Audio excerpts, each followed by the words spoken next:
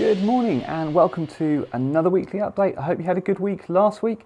In the UK it was a quite short week because of the Jubilee celebrations, and actually this week I'm still outside. I'm in a bus shelter, partly because it's raining. It's proper Seattle weather out here. I could be on campus like with this kind of weather right now, but also because I wanted to show you something cool about this bus shelter. So this is a fairly uninteresting bus shelter apart from the commemorative plaque right here, which tells you that it was actually erected in 1953 to commemorate the coronation of Elizabeth II, our Queen. So pretty surprising actually. This has been here quite a long time, this bus shelter, and is of some importance right now. But that bus shelter is probably not why you're watching this. So let's talk about Microsoft Teams platform development stuff, because there's lots that's been happening. As I wandered through our village, which by the way is an excellent way. Wandering randomly in public, wittering on about Teams development is with a camera in the middle of rural England is a very good way. It's very good practice for public speaking because people look at you like you're crazy. Anyway, really big one this week. Big one this morning that I posted this morning, all about charging for Microsoft Teams APIs. And so specifically Microsoft Graph, Teams APIs. There are a few APIs, this is not all the APIs by any means, a few APIs Microsoft are going to start charging for. And I've talked about this before, it's been talked about previously, I did blog posts in the past.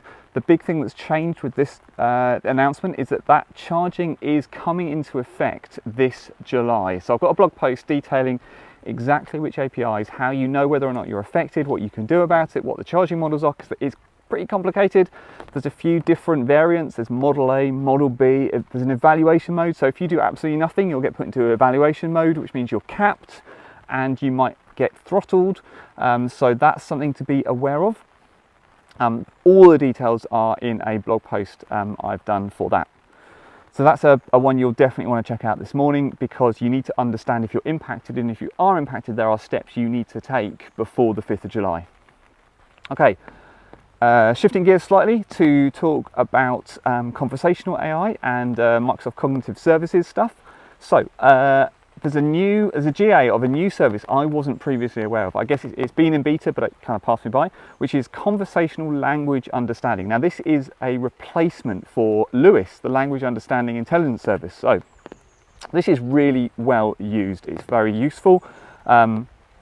It really helps developers out in doing natural language processing for bots, for instance. Yeah, it's got lots and lots of different applications, and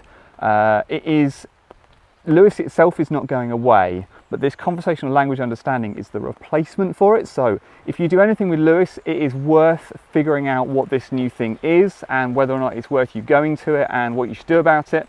At some point, I imagine they will probably want to move people on LUIS over to this new model.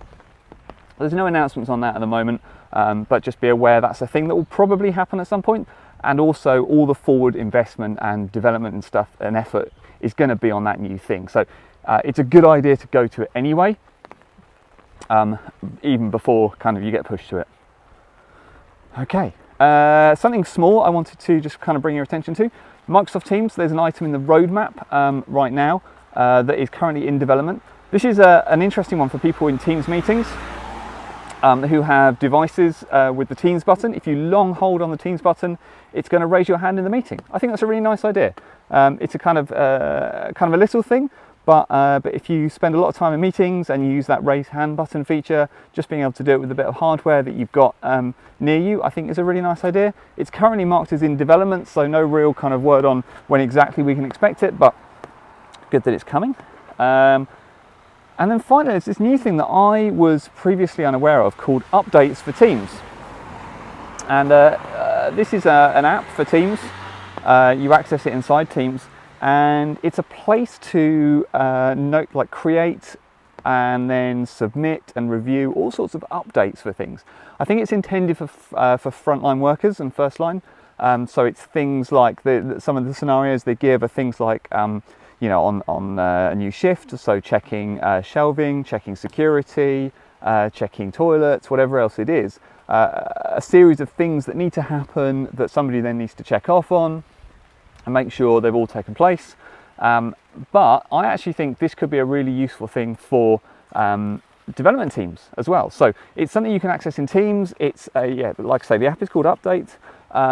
It's worth looking into if you run a development team, because there's all sorts of things that you do in your kind of daily work that are, if you run a development team or you work in a development team, especially if you do crossover with support. So I know a lot of development teams are also third line support teams as well. And there's often a number of like weekly checks, monthly checks, system checks. If you do DevOps, there's all sorts of checks. There's all sorts of things that need to happen on a cadence, on a schedule. And sometimes it's not entirely clear who in the team does that. And so kind of it can get missed, it can get dropped. Having something like updates, I think would be a really good idea to remind people that actually there are all these things that need to happen, even if it's just weekly timesheets. Lots and lots of things, lots and lots of applications for this, I think. So I think this is worth looking at. It's interesting. It's not specific out and out a development resource, but I think if you run a development team, then I think it's a good one to look at. No, the really big thing, if you want the really big thing to look at, if you're a Teams developer this week, I think it's that charging stuff. That's the thing I would say, focus all your attention on. Just make sure you're not impacted by that charging that is coming down the line. And if you are, make sure you're taking steps, because even if you are impacted by the charging, what you might find is that you can use the seeded capacity, so you're not actually charged real money, but you do need to understand all the implications of that and whether or not you qualify. There's lots and lots to dig into. So my blog post on that is out, so you can go and check that out. And also all the references to all the Microsoft ones. But I think that's everything for this week. So I'm going to get dry and get inside somewhere. So whatever it is you're doing, have a good one, and I will see you again next time.